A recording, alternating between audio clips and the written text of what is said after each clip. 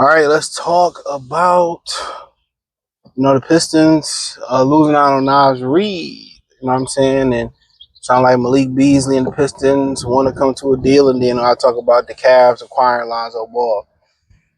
Um, so for the most part, Ried won't be a Detroit Piston. He signed a 5-year, $125 million contract to remain in Minnesota, and that just leads me to assume that they count on trading Julius Randle, or is Julius Randle a free agent? He got one more year. I don't really think they're gonna invest money into Julius Randle and that type of money into Ried. I think they pretty much told Ried for the most part he's probably going to be their starting power forward pretty soon. I mean, still happy for him. We knew it was a pipe dream. We know they was talking about getting Miles Turner and stuff like that. And the issue with getting Miles Turner is that would he want to stay in Indiana? That was the same thing that was going on with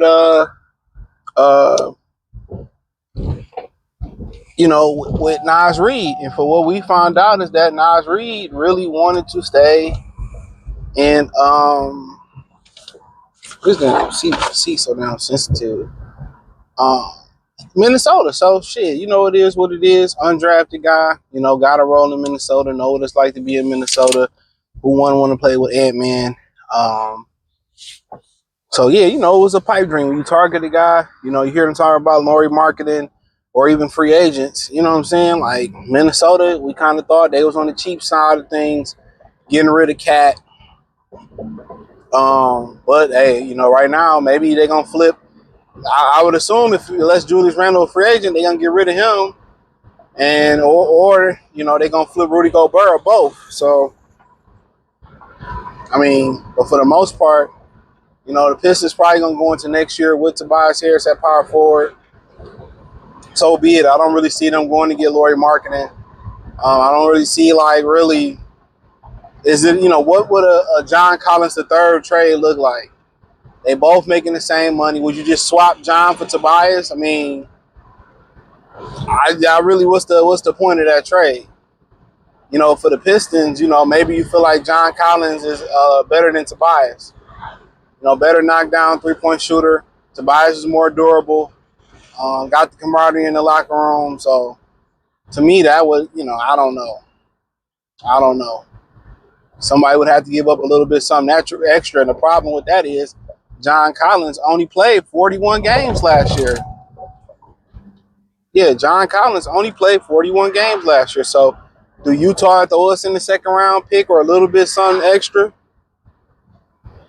Because they trade the damaged good, they got the damaged goods. That's the question. So, but Ried off the board. I would imagine Miles Turner will be off the board as well too. It's not a bunch of free agent names out there. Do you sign Jalen Durham for, could you get him for 20 years, 3 years, 20 million, 3 years, or you have to go 25 for 3 or 4 years? That's the question. Because right now, it ain't a lot of centers out there, let alone stretch fives. So then, the reports are Malik Beasley wants to be in Detroit. Detroit want to have him. And then a quick Schröder update before I don't say this.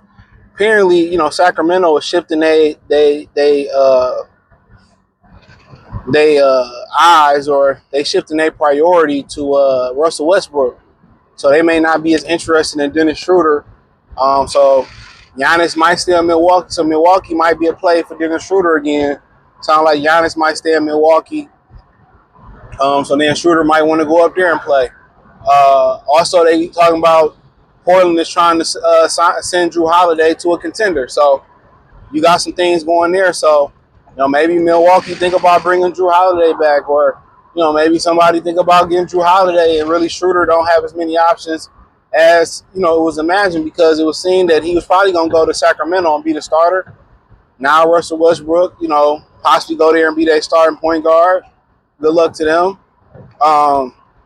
So now really it's like, we look at it, it's Brogdon, Schröder, Bruce Brown, Chris Paul, and maybe a couple other names. I forgot the name the other day. This road is so bad. So who knows? So, You like Schröder because you've seen the fit. The role is there for Dennis Schröder. So yeah, it make a lot of sense.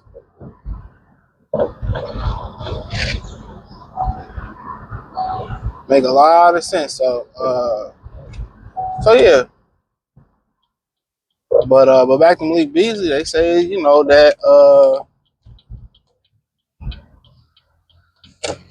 they say that Beasley is interested in staying in Detroit. I think we already know that. Pistons interested in getting something done. It's gonna be interesting to see what the deal look like.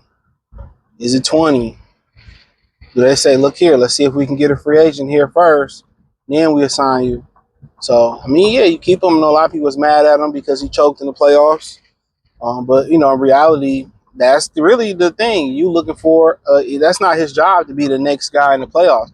His job is to do his job. He killed the Knicks in the regular season, and then he shit the bed in the playoffs, especially that last game. But his job is actually, just to bring support off the bench. They need need a running mate. So pretty much it's gonna be, hey, Ivy, next year it's gonna be you to be the running mate. Hey, will Ron Hollins and Asar Thompson develop into that? Or are they better off going to get a marketing or trying to, push something towards somebody, just a professional scorer? Cam Thomas, somebody like that. But they pretty much gonna bank on Jaden Ivey coming back and being that guy. Then that will move, Beasley down the scale, Schröder down the scale, Tobias down the scale. And you just hope. The one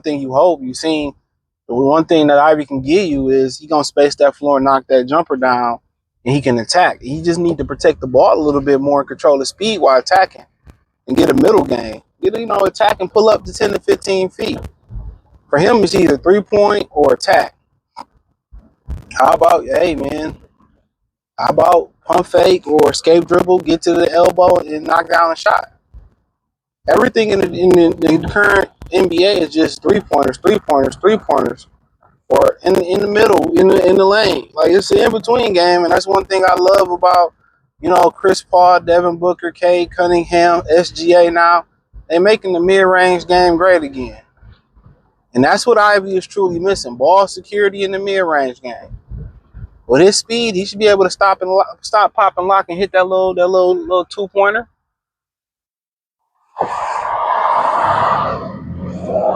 That's my opinion on it. But it is what it is. Moving on. Real quick, Lonzo got traded to the Cavs for Isaac Okoro. I mean, they just signed Isaac Okoro last year. It was rumored that he was getting traded. He could go to the Pistons. It never really happened. Also, in addition to that, the Bulls are trading Patrick Williams, so it makes sense. They got Okoro to replace Patrick Williams. Williams was injured a couple years ago. Not sure how he did last season, but they paid him. He hadn't proved anything. They paid him based off potential. So, Lonzo to the Cavs is cool. But the number one thing about the reason the Cavs won't win is because Donovan Mitchell is just too ball dominant. They need somebody that can move them off the ball and run their offense. The offense is just him or bust. Garland is being, diluted. His game is being diluted. And you kind of see the complaints that Rudy Gobert was having about him. He don't have the versatility to play without the ball. And I feel like that's a big issue for him. Learn to catch and shoot. You're learning to cut and slash and get to the bucket. You know what I'm saying? And once he learned to play without that basketball, I think they'd be better off. Let Garland do his thing. So a lot of people don't look at it that way, and I get it. And I truly get it. A lot of people don't look at it that way, but they won't win while Mitchell is just doing what the fuck he want to do with the ball. I'm telling you. So, it is what it is. Check out Detroit Pistons to our playlist. Thumbs up the video, share the video, subscribe to the channel. The subscribe button is the bell icon button. Hit all notifications. Increase your chance. Get notifications. We go live and drop video. Hit the link tree. Find me everywhere. Peace.